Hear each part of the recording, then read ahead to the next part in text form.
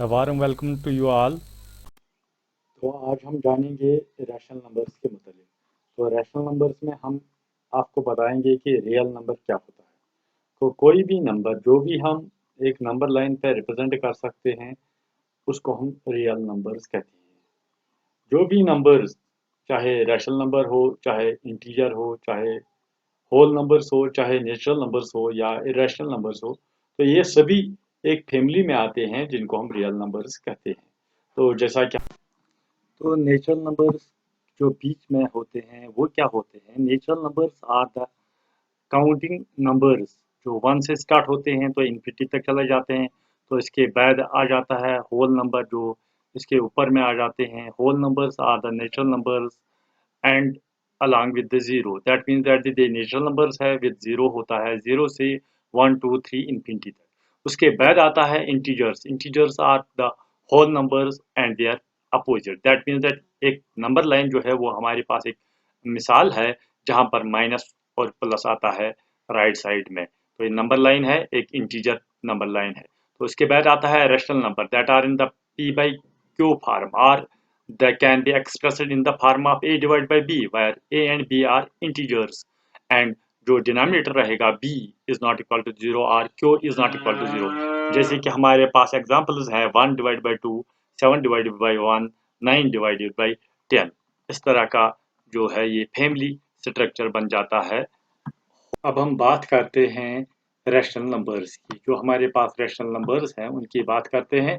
तो rational numbers में क्या है कि हमारे पास जो है जो टर्मिनेटिंग डिसिमल्स वाले होते हैं जो फ्रैक्शन में आ जाते हैं, अगर इनका हम डिवीजन करेंगे तो इनका एक टर्मिनेटिंग डिसिमल आता है, पॉइंट देना पड़ता है ऊपर में।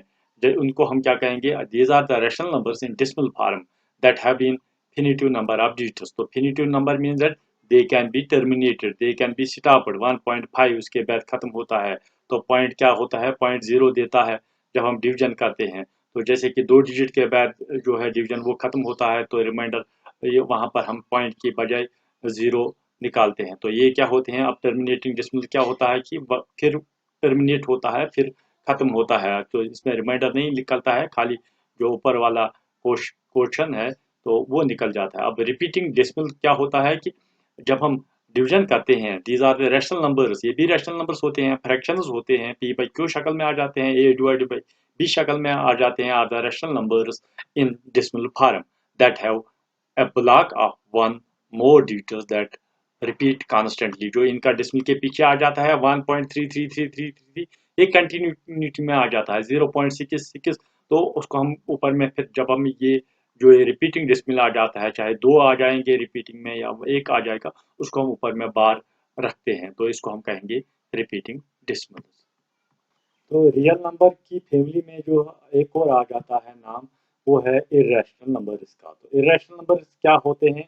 They can not be expressed in the form of p by q, जो p बाई q शक्ल में नहीं हम रख सकते हैं। तो ये जैसे होते हैं कि स्क्वायर रूट आ जाता है किसी होल नंबर का, they include the square roots of whole number that are not perfect square, ये परफेक्ट स्क्वायर नहीं होते हैं। और जो इनका जो होता है डेसिमल पार्ट आ जाता है वो नॉन टर्मिनेटिंग डेसिमल आ जाता है। वो आगे आगे बढ़ के वो चेंज होते हुए जो डेसिमल के पीछे आ जाता है वो चेंज होता हुआ आगे की ओर जाता है और इन्फिनिटी तक चला जाता है। जैसे कि हमारे पास है अंडर रूट 2 आ जाता है और अंडर रूट 11 आ जाता है। जैसा कि एक और वैल्यू है पाई, और कुछ सिंबल्स ऐसे भी हैं जिनका जैसे कि नॉन टर्मिनेटिंग डेसिमल जो होता है वो टर्मिनेट नहीं होते। आइए अब हम जान लेंगे कि इक्विवेलेंट रैशनल नंबर क्या होता है। इक्विवेलेंट रैशनल नंबर वो रैशनल नंबर होता है जो p बाई q की शक्ल में आ जाता है।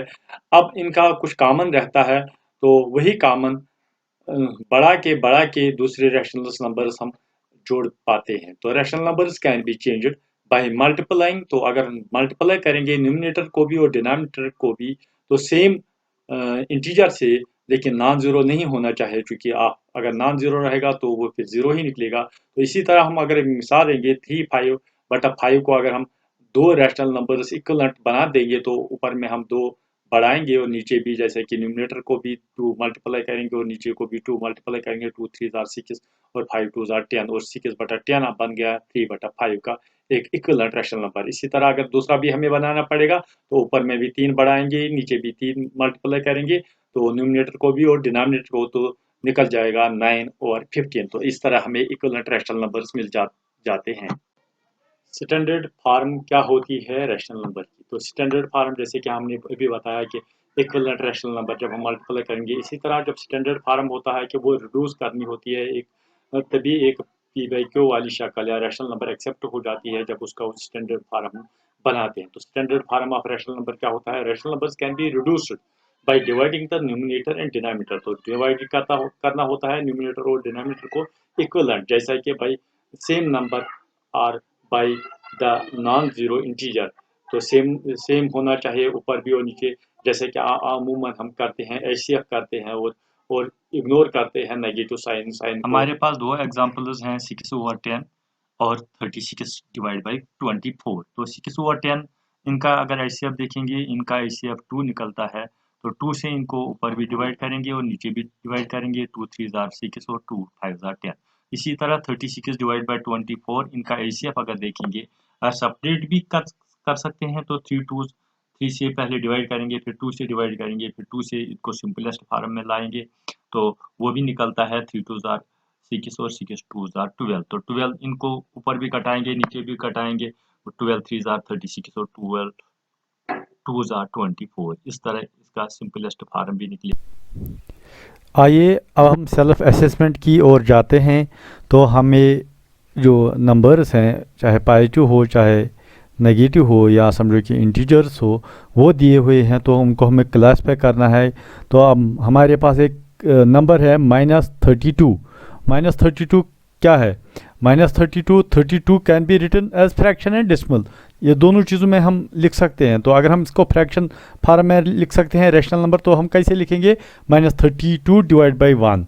तो इसको हम अगर डेसिमल फॉर्म में लिख सकते हैं तो कैसे लिखेंगे? -32.0। तो इस तरह से ये एक रैशनल नंबर भी बन जाता है, एक इंटीजर भी बन जाता है और टर्मिनेटिंग डेसिमल भी हो जाता है इसका।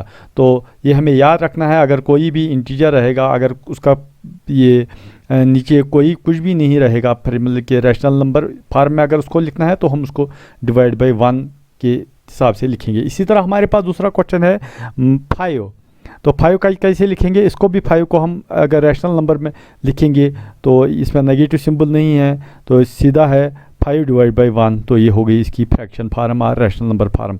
अगर डेसिमल फार्म में लिखेंगे 5.0, तो ये डेसिमल फार्म में लिख सकते हैं। अब कुछ चीज़ें होती हैं जो एक इंटीजर के साथ साइलेंट रहती है, जैसा कि उसका पावर रहता है, नेगेटिव साइन रहता है या डिवाइड बाई 1 रहता है, तो वो चीज़ें इसके साथ रहती हैं। तो अब हम इसको क्या क्या मान के चलते हैं? ये रैशनल नंबर है, ये इंटीजर नंबर भी है, तो ये होल नंबर भी है, क्योंकि अगर होल नंबर हो सकता है तो होल नंबर भी हो सकता है, ये नेचुरल नंबर भी हो सकता है, तो टर्मिनेटिंग डेसिमल भी हो सकता है। टेक्स्ट बुक की तरफ जाते हैं और देखते हैं क्वेश्चन जो हमारे पास है। Find 5 rational numbers between -1 and 0।